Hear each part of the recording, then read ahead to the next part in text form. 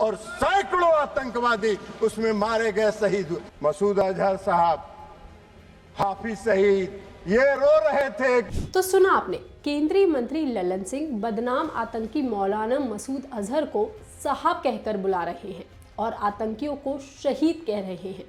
इस पर हम वीडियो में आगे बात करेंगे, उससे पहले एक और बयान सुन लीजिए। विश्व के सबसे बड़े लोकतंत्र के सबसे बड़े मंदिर पर हमला हुआ और ये लोग चुप बैठे रह गए। अरे ये क्या, लोक जनशक्ति पार्टी की सांसद शांभवी चौधरी ये क्या बोल रही हैं?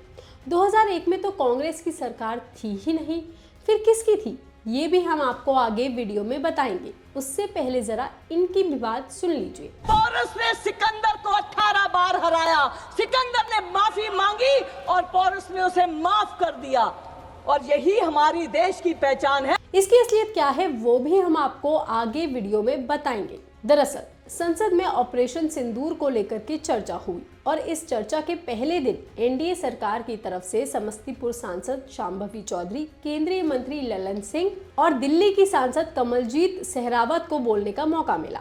लेकिन सभी सांसदों ने अपनी स्पीच में बड़ी बड़ी गलतियां की, जो अब सोशल मीडिया पर जमकर वायरल हो रही हैं और जनता इन नेताओं पर सवाल उठा रही है। सबसे पहले बात करते हैं शांभवी चौधरी की। दरअसल शांभवी ऑपरेशन सिंदूर के लिए प्रधानमंत्री नरेंद्र मोदी की तारीफ कर रही थी और उसी दौरान उन्होंने 2001 में संसद के आतंकी हमले का जिक्र किया और वो भूल गई कि आतंकी हमला किसकी सरकार के दौरान हुआ था। 2025 की एनडीए सरकार की तारीफ करने के लिए गलती से 2001 की एनडीए सरकार को ही कटघरे में खड़ा कर दिया। उन्होंने क्या कहा पहले आप वो सुन लीजिए।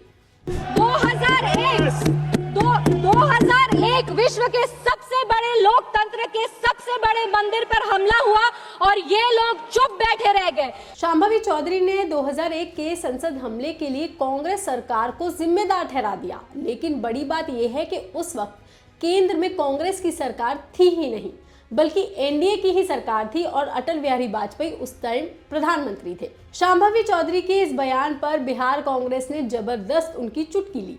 उन्होंने शांभवी का वीडियो पोस्ट करके लिखा, ओह फिर से स्क्रिप्ट गड़बड़ा गई, अब रीटेक भी नहीं होगा। आरएसएस कोटा वाली सांसद महोदय भूल गई कि संसद हमले के वक्त 2001 में तो भाजपा की ही सरकार थी।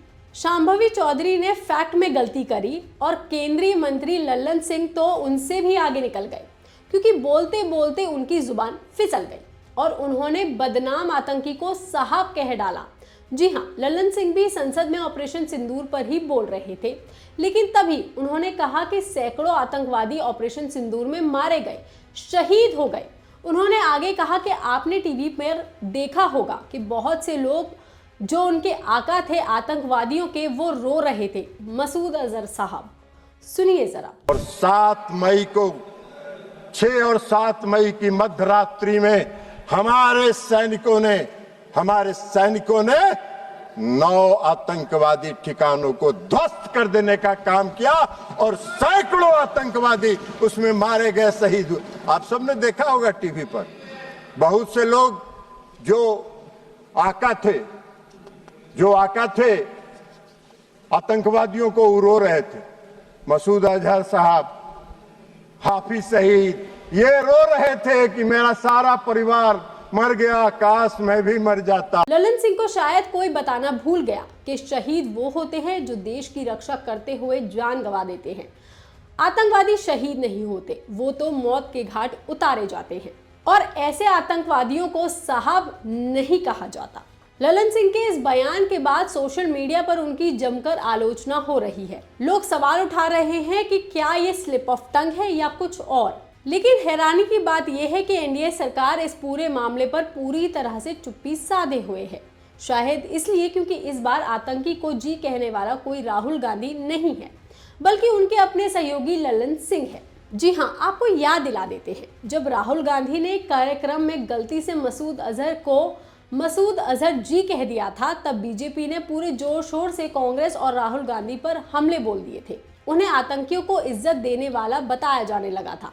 लेकिन अब जब उन्हीं की गठबंधन सरकार के नेता आतंकवादियों को साहब कह रहे हैं, तो वही एनडीए खेमे में सन्नाटा पसरा हुआ है। क्योंकि सिर्फ बात यहीं तक नहीं रुकी है। बीजेपी की एक और सांसद कमलजीत सहरावत ने भी संसद में ऑपरेशन सिंदूर पर बात की और वो भी गलत फैक्ट देने लगी। जी हाँ, कमलजीत ने कांग्रेस को सुनाने के लिए इतिहास का एक फैक्ट निकाला और कहा कि पोरस ने सिकंदर को 18 बार हराया और फिर सिकंदर ने माफी मांगी थी। पहले आप ये सुन लीजिए पूरा बयान। बंद किया गया और ये पूछते हैं कि आपने ऑपरेशन क्यों बंद किया। अरे ये भारत की संस्कृति है, ये भारत की संस्कृति है। पोरस ने सिकंदर को 18 बार हराया, सिकंदर ने माफी मांगी और पोरस ने उसे माफ कर दिया और यही हमारी देश की पहचान है।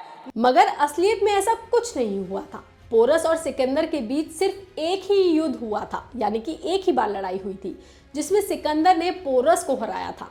लेकिन पोरस की बहादुरी को देखते हुए सिकंदर ने उन्हें माफ कर दिया था और उनका शासन लौटा दिया था।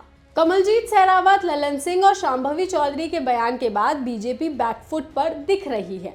अभी तक इसको लेकर पार्टी की तरफ से कोई बयान नहीं आया है। ये अलग बात है कि बिहार के इन दोनों सांसदों के बयान ने विपक्ष को चुनाव से पहले बैठे बिठाए एक गर्म मुद्दा दे दिया है। अब आगे क्या होगा ये देखने वाली बात होगी। इस पर आपका क्या कहना है, आप हमें कमेंट करके जरूर बताएं। बाकी तमाम खबरों के लिए आप देखते रहिए लोकमत हिंदी।